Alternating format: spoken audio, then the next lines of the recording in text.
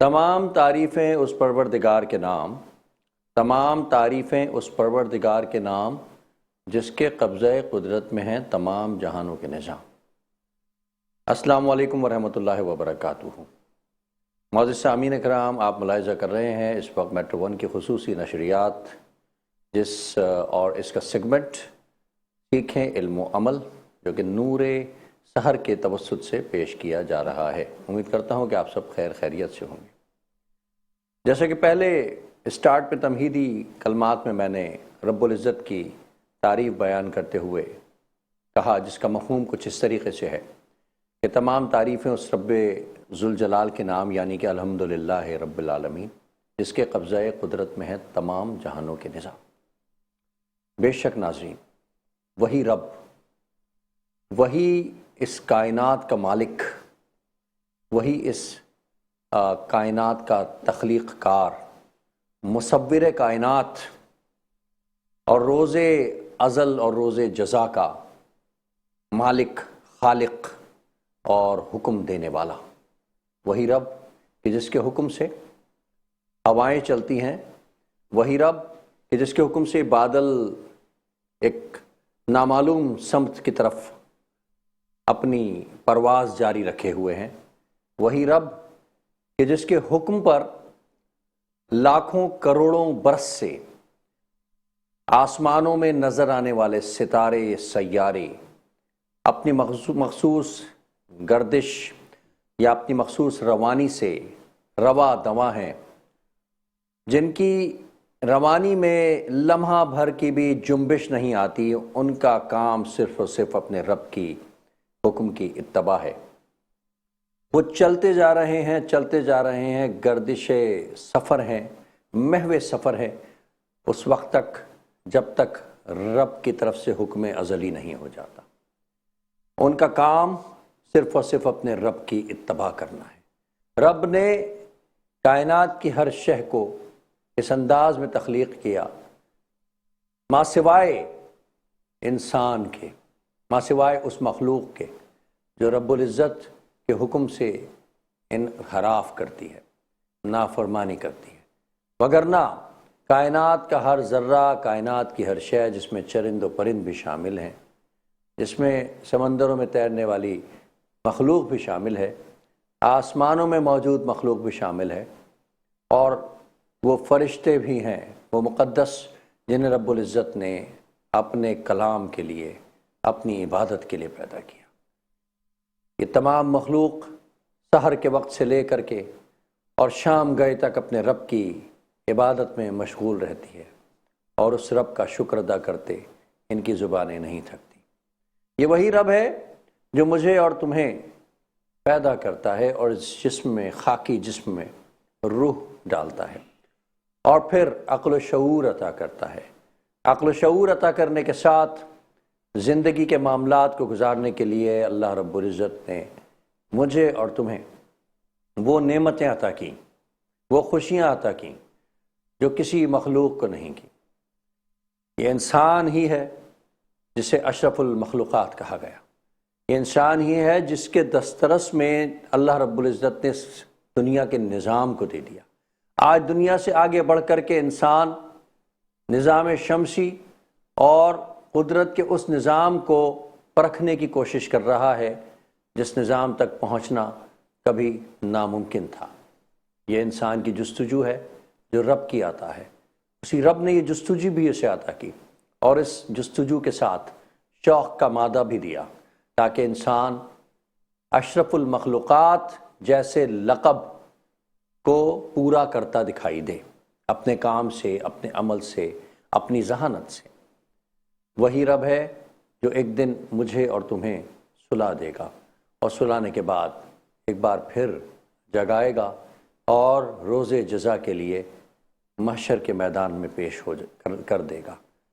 اور اس دن بربریت، اس دن تمام حکم اس خالق کائنات کا چلے گا، اور روز اول سے لے کر کے قیامت تک کے دن تک آنے والے انسان اللہ رب العزت کے سامنے گریہ وزاری کر رہے ہوں گے، اور اس امید پر اپنے رب کی جانب دیکھ رہے ہوں گے کہ کب انہیں حکم سنایا جائے گا اور اس تکلیف سے، اس آزمائش سے، اس کڑے امتحان سے نجات دی۔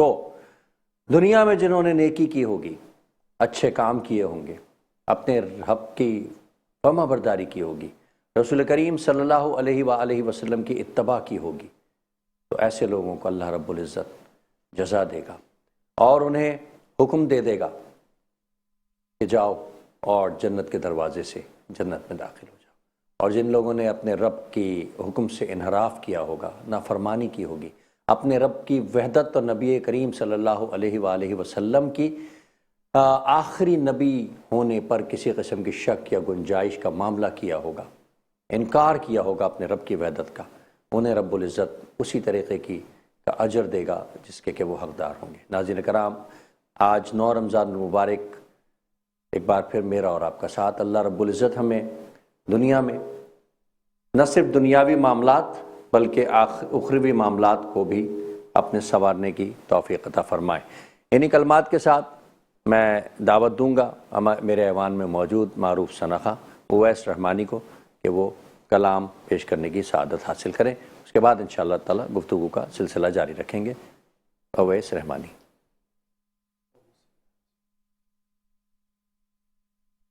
دلوں کو کاسا بنا کے مانگو،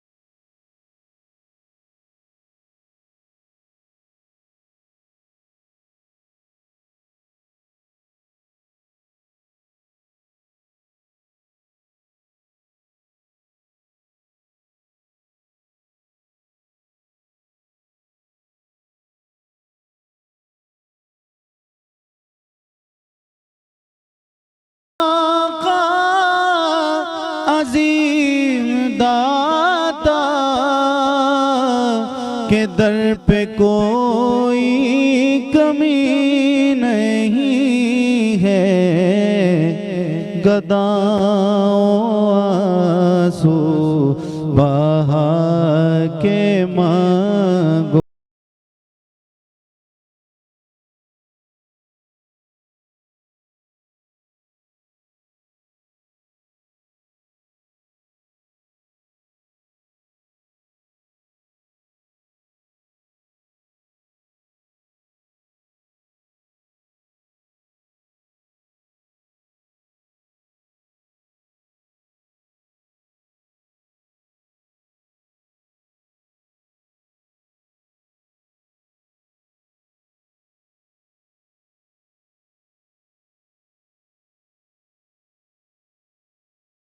مولا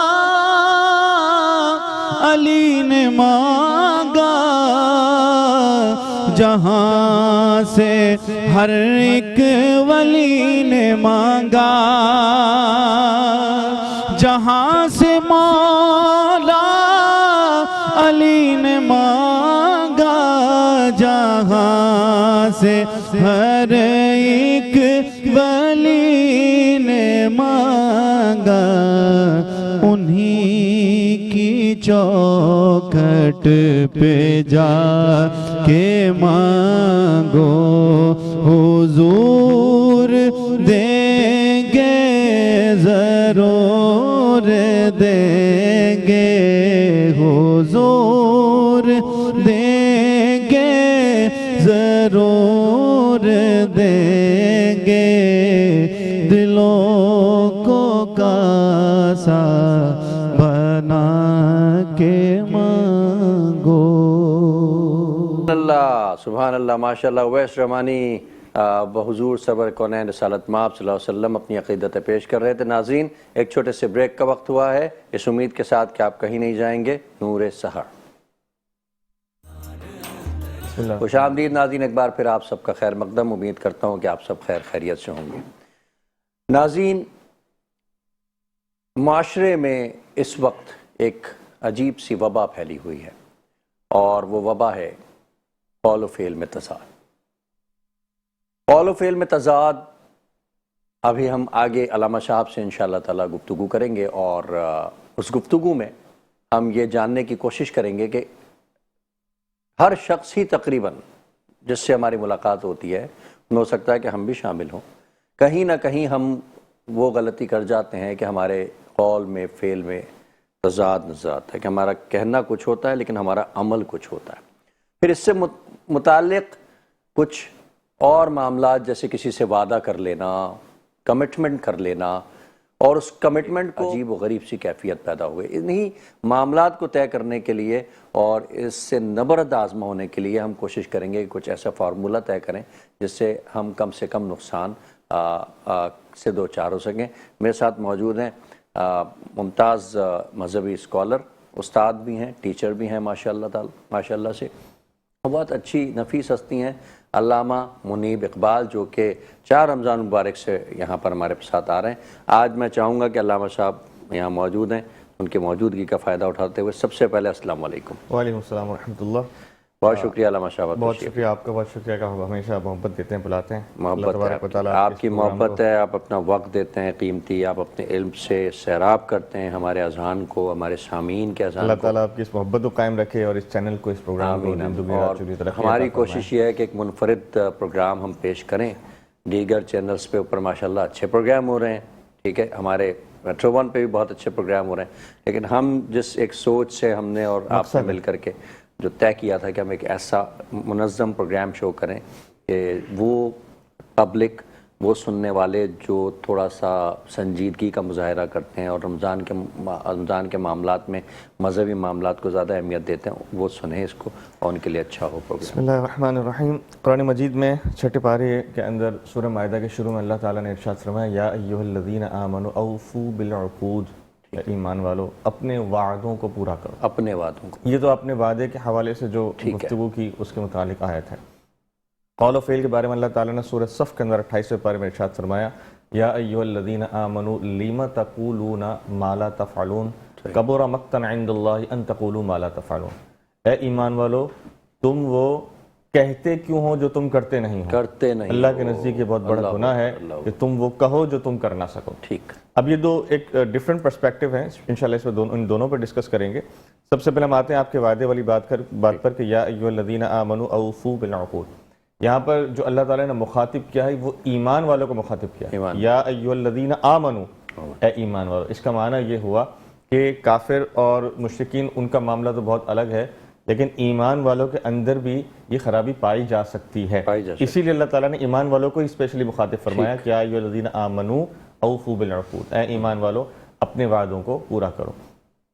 اب یہاں پر اپنے وعدوں کو پورا کرنے کے اندر تمام قسم کے وعدے شامل ہیں. ٹھیک ہے. چاہے وہ چھوٹے سے چھوٹا ہو چاہے وہ بڑے سے بڑا ہو. بڑے سے بڑے میں آپ کے پاس ایگریمنٹس آ جاتے ہیں بہت سارے کانٹریکٹس آ جاتے ہیں.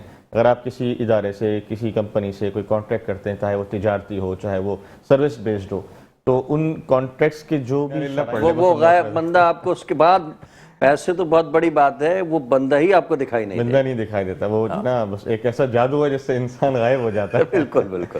لیکن بات یہ ہے کہ یا ایھا الذین آمنوا اوفوا بالعقود اپنے وعدوں کو انسان نے پورا کرنا. یہاں پر جو ہے نا ایک بات کہی جاتی تھی کہ مسلمان کی ایک زبان ہوتی ہے.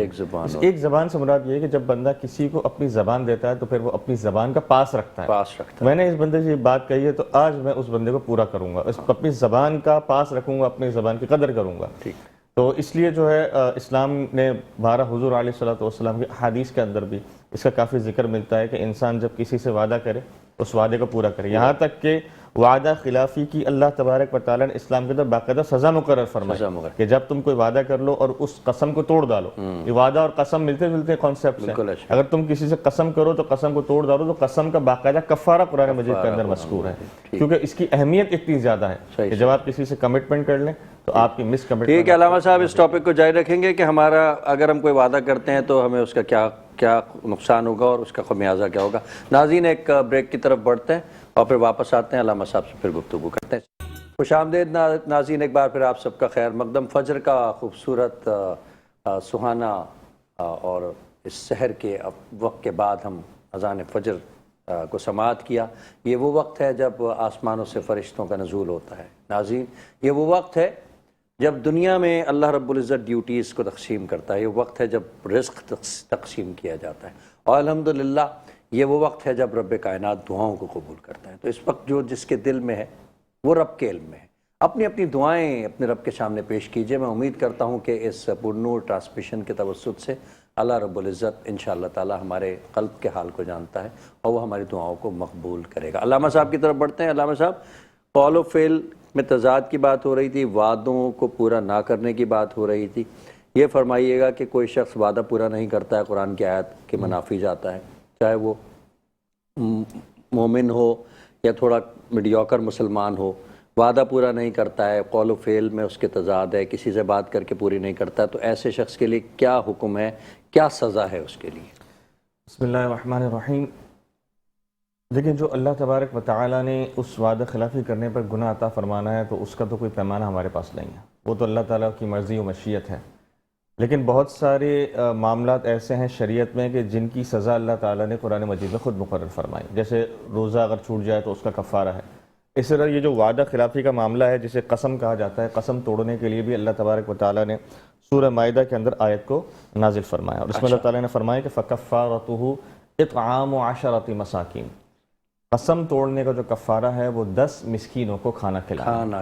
اگر 10 مسکینوں کو آپ کھانا نہیں کھلا سکتے تو پھر اس کا جو دوسرا ہے وہ ہے فَصِيَامُ 3 أَيَّامٍ, 3 دن کا روزہ رکھنا. یہ قسم توڑنے کا, یہ قسم توڑنے کا. تو قسم اور وعدہ بیسیکلی ایک ہی چیز شمار کی جاتی ہے کہ آپ کسی سے کہتے ہیں. لیکن جو اگلے کو نقصان ہو گیا وہ کیسے پورا ہوگا؟ اگر تو مالی نقصان پہنچا ہے تو اس مالی نقصان کا کوئی شخص یہ بولے کہ ٹھیک ہے میں کسی سے قسم کھا لیتا ہوں کہ میں فلانے دن تمہارے پیسے دوں گا, صحیح, تمہارا یہ کام کر دوں گا, جو کام اس کے لیے بہت, اب اس نے یہ ذہن میں بنایا کہ اس دن میں وعدہ تو پورا نہیں کروں گا, میں کام کروں گا 10 مسکینوں کا کھانا کھلا دوں گا, کیا اس کا مسئلہ حل ہو گیا؟ اس کا مسئلہ حل نہیں ہو سکتا جب تک, اگر ایک تو وہ قسمیں ہیں کہ جن کا تعلق صرف اللہ تبارک و تعالیٰ سے اور انسان سے ہے. ٹھیک ہے, جیسے انسان یہ قسم کھائے کہ میں یہ کھانا نہیں کھاؤں گا, تو اس کا تعلق اس کی اپنی ذات سے اور اللہ تعالیٰ کی ذات مبارکہ سے, اس میں کوئی تیسرا شخص تھرڈ پارٹی انوالومنٹ نہیں ہے.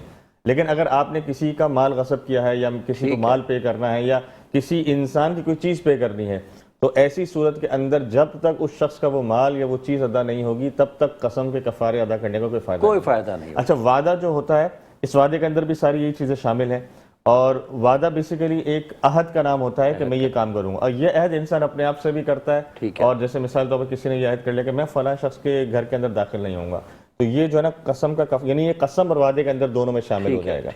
اچھا, اب اگر کسی, جس طرح آپ کی بات کی پیسے لینے کی بات کی, یا کسی سے یہ کہا کہ تم مجھے ادھار دے دو, 4 دن دے دو, 5 دن دے دو, 5ویں دن میں تمہیں پے کر دوں گا. اچھا, اس میں بعض نے فرمایا کہ ایک تو کسی نے اگر اللہ تعالیٰ کا نام لے کر یا صرف قسم کا لفظ ادا کر کے قسم کھائی تو پھر تو یہ قسم کا کفارہ ہوگا.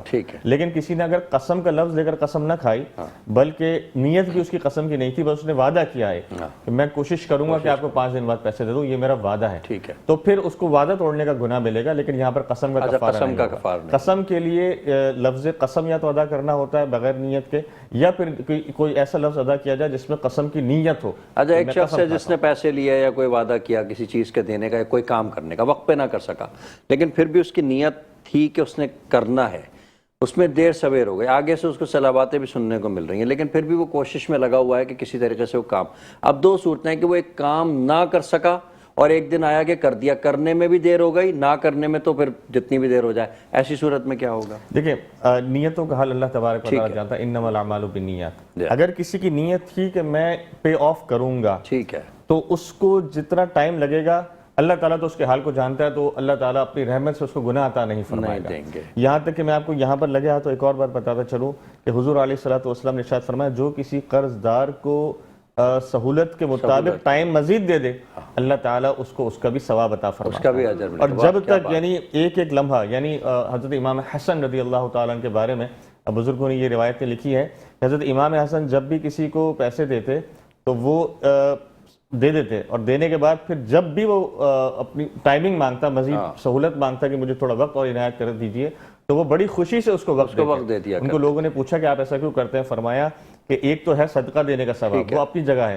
لیکن جو قرض دار کو مہلت دینے کا ثواب ہے وہ بھی اللہ تعالیٰ کے بہت بڑا ہے۔ تو قرض دار کو اگر آپ کی سہولت ہے تو مہلت دی جائے۔ اگر تو آپ نے اپنی جمع پونجی میں سے کسی کو بہت بڑی رقم دے دی، کثیر رقم، جیسے 2 3 لاکھ 4 لاکھ دے دیے، جو کہ آپ کے لیے رک جانا بہت پریشانی کا باعث ہے، تو پھر اس کے لیے تو آپ تقاضا کریں گے، اور سامنے والے کو تھوڑا سا اگر اچھا سختی کی جا سکتی ہے، یعنی حدود کے اندر رہ کر اگر سختی کر سکتے ہیں، حدود کے اندر رہ کر ایسی سختی نہیں کی جا سکتی۔ مثال کے طور پہ ہمیں معلوم ہے کہ اس شخص کے پاس موجود ہے، اس کے باوجود نہیں دے رہا، تو پھر ہم کس حد تک سختی کر سکتے پھر تو آپ اس کو سختی کر سکتے ہیں، لیکن اس سختی کا جو دائرہ کار ہوتا ہے اس کے 2 طریقے ہوتے ہیں۔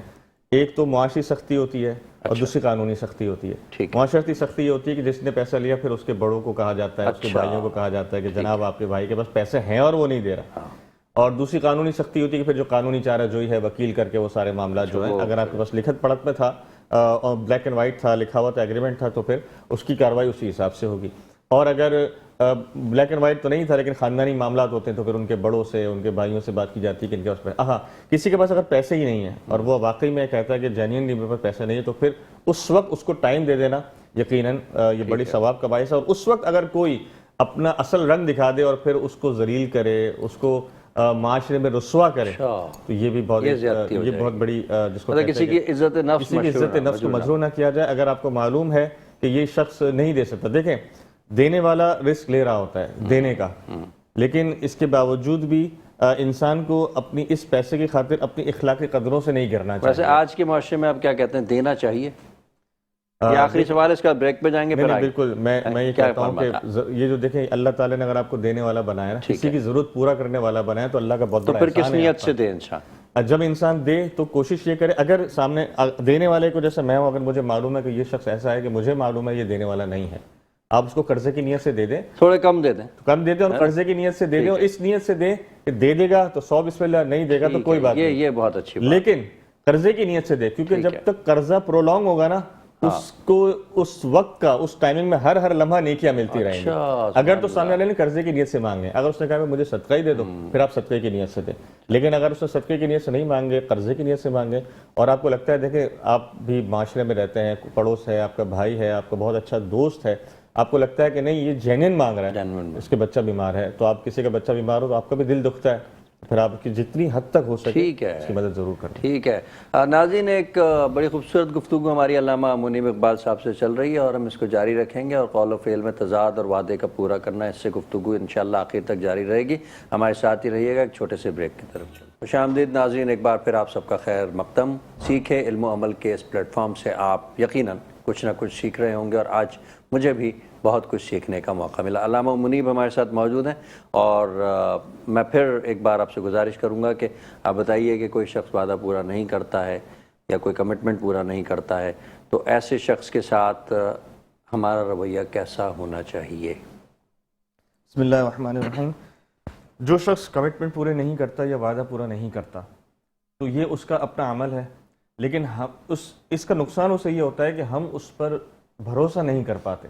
لیکن جو اپنی زبان کا پاس رکھتا ہے نا، جو شخص اپنے وعدوں کو پورا کرتا ہے، جب وہ کوئی بات کہتا ہے تو ہم آنکھیں بند کر کے اس کی بات کا یقین کر لیتے ہیں، کیونکہ اس کی زبان پر ہمیں بھروسہ ہوتا ہے۔ لیکن جو شخص بار بار وعدہ خلافی کرے، اپنی باتوں سے مکر جائے، تو پھر آپ اس کا بھروسہ نہیں کرتے۔ تو احتیاط کرنی چاہیے ایسے معاملات میں۔ جیسے ایک شخص ہے جو ہر 2-3 مہینے بعد آپ سے کبھی 2000 لے کے جا رہا ہے، 3000 لے کے جا رہا ہے، پیسہ لے کے جا رہا ہے، اور پھر آپ کو ریٹرن نہیں کر رہا، تو اگین اگر آپ کو اللہ تعالیٰ نے دیا ہے اور آپ صدقے کی نیت سے اس کو دے سکتے ہیں تو پھر آپ دیجئے۔ دیکھیں صدقے کی کوالٹی یہ ہے کہ صدقہ کسی کو بھی ادا کرنے سے ادا ہو جائے گا، قطع نظر اس کے کہ وہ کوئی بہت امیری شخص کیوں نہ ہو۔ ٹھیک ہے، اگر صدقہ آپ کسی کو ادا کرتے ہیں تو ادا ہو جاتا ہے، ٹھیک ہے. اب آپ یہ دیکھتے ہیں کہ آپ معاشرے میں رہتے ہیں, آپ کسی آفس کے بڑے ہیں, مثال کے طور پر آپ کے ماتحت کوئی 50-40 آدمی کام کر رہا ہے, اس میں کچھ ایسے ہوتے ہیں جو بار بار آپ کے پاس آتے ہیں اور بار بار آپ سے مانگتے ہیں. تو پھر آپ دیکھیے کہ آپ ان کو دے سکتے ہیں آسانی کے ساتھ, کشادگی کے ساتھ, یا نہیں دے سکتے. ٹھیک ہے. اگر دیکھیں, ایک وہ صدقہ ہوتا ہے جو آپ سگنل پہ رکتے ہیں, شیشہ کھولتے ہیں اور کسی کو دیتے ہیں, وہ بھی صدقہ ہے, صدقہ اس میں بھی ادا ہو جاتا ہے. لیکن اگر آپ کسی اپنے ماتحت جینین شخص کو, جیسے پیون ہوتے ہیں, کام کرنے والے, صفائی کرنے والے لوگ ہوتے ہیں, آپ کو معلوم ہے کہ ان کی طاقت نہیں ہے, کس طرح ریٹرن کریں گے, ان کے بیچاروں کی تنخواہ جب ملتی ہے تو ہمیں پہلے ہی ٹائم دیتے ہیں کہ 5 تاریخ کو سر تنخواہ ملے گی, 5 تاریخ. میں نے ایسے لوگ دیکھے ہیں کہ جن کی تنخواہ 25-25 ہزار ہوتی ہے, اس کے باوجود بھی وہ پہلے آ کے آپ کو ریٹرن کرتے ہیں, بڑی بات, اس کے بعد اپنے پیسے گھر لے کر جاتے ہیں. بڑی بات. تو ایسے لوگوں کو ہم ضرور دیں, اپریشیٹ کرنا چاہیے, اپریشیٹ کریں, اور ہم دے بھی ضرور. ہمارے دینے سے فائدہ یہ مطلب لو پیڈ جو طبقہ ہے, یہ ہمارا فرض بنتا ہے کہ ہم ان کی مالی معاونت کریں. اور میں یہ چاہتا ہوں کہ آپ کے پروگرام کے توسط سے جو لوگ دیکھ رہے ہیں, جو مینیجر لیول پہ ہیں یا اونر لیول پہ ہیں, ان کو بھی چاہیے کہ وہ دسترخوانوں, وہ ویلفیئر جو دسترخوان بچھاتے ہیں ان کو بھی دیں, لیکن ساتھ ساتھ اپنے ماتحت میں ضرور دیکھیں کہ کون سا امپلائی ایسا ہے کہ جو ضرورت مند ہے. ٹھیک ہے. اور بہت سارے امپلائیز کی جو نا ایک لسٹ لگی ہوتی ہے پوری لمبی, کہ جن کی اپلیکیشن آئی ہوئی ہوتی ہے کہ ہمیں اس کا قرضہ چاہیے, ماں بیمار ہے, بھائی بیمار ہے, بھائی بیمار ہے, یا بچے کی شادی ہے, ان کی اپلیکیشنز لگی ہوتی ہیں. اور ان کی جو اپلیکیشنز کے اندر اماؤنٹ ہوتی ہے بہت تھوڑی ہوتی ہے, 20,000 روپے, 25,000 روپے, 40,000 روپے, 30,000 روپے. ہم وہ دیتے ہوئے سوچتے ہیں کہ ہم یہ دینا چاہیے, نہیں دینا چاہیے, اور ایک ویلفیئر والا آتا ہے, اس کو ہم 2 لاکھ روپے کا چیک دے دیتے ہیں. تو دینے ان کا ثواب اس میں بھی ہے. میں پھر اگین یہ بات ڈسکلیمر دے دوں کہ ثواب اس میں بھی ہے, بٹ اسٹل ہمیں یہ دیکھنا چاہیے, اللہ تبارک و تعالی نے ہمیں کلکم راع و کلکم مسئول عن رعیتہ, تم میں سے ہر کوئی کسی نہ کسی کا مافوق ہے, اور اسے اس کے ماتحت کے بارے میں سوال کیا جائے گا. اس کے ماتحت میں اس کی فیملی بھی آ گئی, اور اس کے آفس کے سارے امپلائیز آ گئے جو کہ اس سے سیلری لے رہے ہیں, تو انہیں ان کا اپنے بچوں کی طرح خیال رکھنا ہے. جس طرح آپ دوسروں کا خیال اپنے بچوں کا خیال رکھتے ہیں, تو آپ بتائیے جو آپ کی فیکٹری میں, آپ کے آفس میں کام کرنے والا وہ شخص جو 25,000 روپے میں کلرک کا کام کر رہا ہے, پیون کا کام کر رہا ہے, آپ سے نہیں مانگا تو کیا بھیک مانگے گا؟ وہ آپ سے ہی مانگے گا, اور کس سے مانگے گا؟ تو اگر آپ اس کی ضرورت پوری کر دیتے ہیں, یہاں تک کہ بزرگوں نے فرمایا کہ ایک شخص آپ کے پاس نوکری کرنے کے لیے آتا ہے, ٹھیک ہے, اس کا کیلیبر 25,000 روپے تنخواہ لینے کا ہے, اور آپ اس سے بڑھ چڑھ کر 30,000 تنخواہ دیتے ہیں, تو ہر مہینے آپ کو جو زیادہ پیسے آپ نے دیے وہ صدقہ کرنے کا آپ کو ثواب ملے گا, کیونکہ آپ نے اس کو بڑھ چڑھ کر دی, اس لیے سے دیے کہ یہ زیادہ لے گا, اس کے گھر کی ضرورت پوری ہوگی. جہاں یہ ابھی 3,000 میں راشن ڈالتا ہے اور سسک کے گزارا کرتا ہے, وہاں یہ تھوڑا کشادہ راشن ڈال لے گا. مطلب کوئی ایسا طریقہ مربوط تیار کر لیا جائے جو لو پیڈ امپلائیز ہیں, لو پیڈ کی سیلری والے لوگ ہیں, ان کو جو ہے کچھ کہیں نہ کہیں سے کسی طرح معاونت. دیکھیں بات یہ, حقیقت بات یہ ہے کہ یہ جو بھیک مانگنے والا طبقہ ہے نا, اس میں یہ تو وہ ہے کہ جو بھیک ہی مانگے گا, لیکن ایک وہ طبقہ ہے جو اپنی زبان نہیں کھولتا, جو سفید کلر آدمی ہیں, اور یہ سفید کلر آدمی نا, یہ سب سے زیادہ ہمارے لیے چیلنجنگ ہے.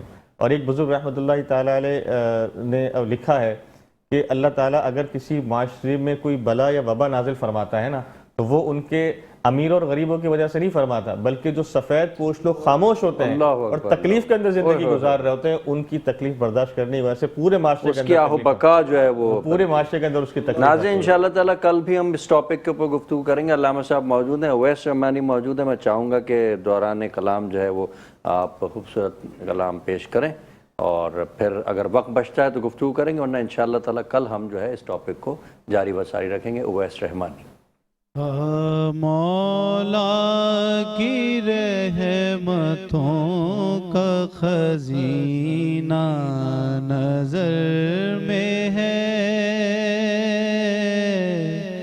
مولا کی رحمتوں کا خزینہ نظر میں ہے, مولا کی رحمتوں کا خزینہ نظر میں ہے.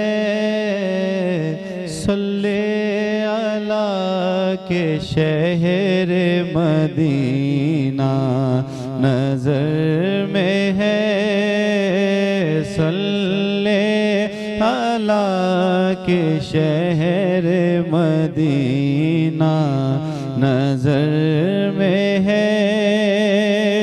طوفان نظر میں ہے, نہ سفینہ نظر میں ہے، طوفان نظر میں ہے نہ سفینہ نظر میں ہے، بس تیرا کرم ہی شاہ مدینہ نظر میں ہے، تیرا کرم ہی شاہ مدینہ نظر میں ہے۔ اور کیسے کہوں حضور کو میری خبر نہیں، کیسے کہوں حضور کو میری خبر نہیں، کیونکہ ہر ذرہ کائنات کا ان کی نظر میں ہے، ہر ذرہ کائنات کا ان کی نظر میں ہے،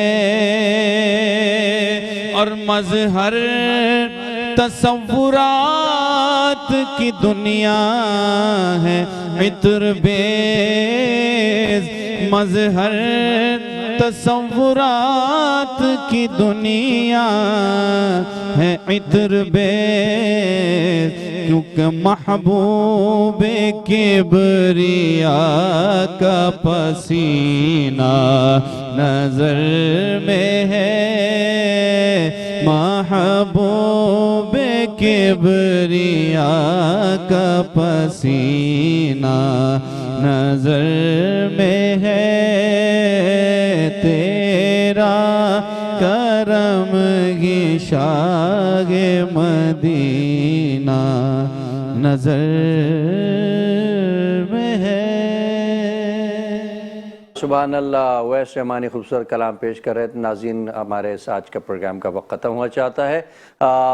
آج کے اس ٹاپک جس پر ہم نے گفتگو کی، جس میں دار و مدار ہماری نیتوں کا ہے، کوشش کریں گے کہ اللہ رب العزت ہمیں عمل کرنے کی توفیق عطا فرمائے، جو وعدہ ہم کریں اسے پورا کریں، جو بات ہم کریں پوری کریں، چاہے کچھ وقت اس میں لگ جائے، لیکن ہم انشاءاللہ تعالیٰ اس وعدے کو پورا کرنے کی کوشش کریں گے۔ اس کے ساتھ ہی اجازت دیجیے۔ علامہ صاحب بہت بہت شکریہ، کل انشاءاللہ اس ٹاپک کو ہم دوبارہ کنٹینیو کریں گے۔ اویس رحمانی صاحب آپ کا بہت بہت شکریہ، آپ سب کا بہت بہت شکریہ۔ اللہ حافظ و نگہبان۔ پاکستان زندہ باد۔